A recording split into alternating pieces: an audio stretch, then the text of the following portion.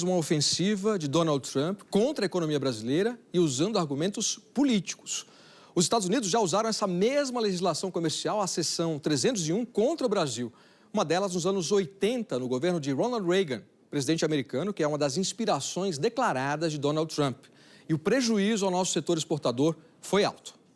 Em meados dos anos 1980, a tecnologia nos países desenvolvidos dava um salto. Para tentar competir nesse mercado, o governo brasileiro tentou incentivar a indústria nacional de computadores e outros equipamentos eletrônicos. A Política Nacional de Informática, ao mesmo tempo em que dava incentivos para a produção interna, fechou o mercado brasileiro para as importações de componentes para o setor, o que gerou a primeira investigação dos Estados Unidos contra o Brasil com base na chamada Seção 301. Isso resultou, 2 anos depois da abertura das investigações, em grandes sanções econômicas contra o Brasil, na casa de 100 milhões de dólares, que tinham a ver com as perdas percebidas pelas empresas americanas em função do protecionismo brasileiro. Passados 40 anos, uma outra investigação comercial dos Estados Unidos contra o Brasil se baseia na mesma Seção 301. Dessa vez, são vários os argumentos que motivam a apuração. Todos eles questionados por especialistas. Por exemplo, as Big Techs, né? O governo, particularmente não é nem o governo, o Supremo Tribunal Federal está regulando as empresas para trabalharem no território brasileiro. Ninguém está querendo fazer uma ação contra elas para conseguir vantagens ou criar um similar nacional a respeito das grandes empresas de mídia social, as Big Techs. Não é disso que se trata. Então, não cabe isso. O professor de Relações Internacionais da Fundação Getúlio Vargas também chama a atenção para a abrangência da Seção 301. É um instrumento unilateral dos Estados Unidos que dá uma grande margem para os americanos responderem a qualquer tipo de descontentamento comercial com relação a qualquer parceiro.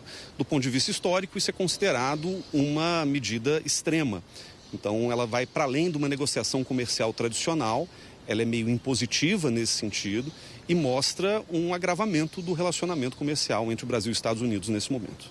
Uma relação desigual e que pende para o lado americano há mais de 15 anos. O Brasil tem déficit comercial com os Estados Unidos desde 2009.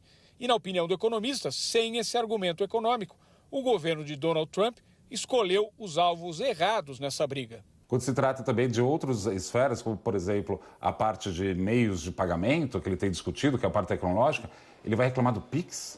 A gente não pode desenvolver agora uma tecnologia nossa que é eficiente e, diga-se de passagem, é amplamente aceita pela população, então não faz sentido. E nessa disputa, as consequências para a economia brasileira podem ser graves e ainda imprevisíveis, avalia Guilherme Casarões. As tarifas do Trump têm sido usadas em larga medida como referência para uma negociação futura.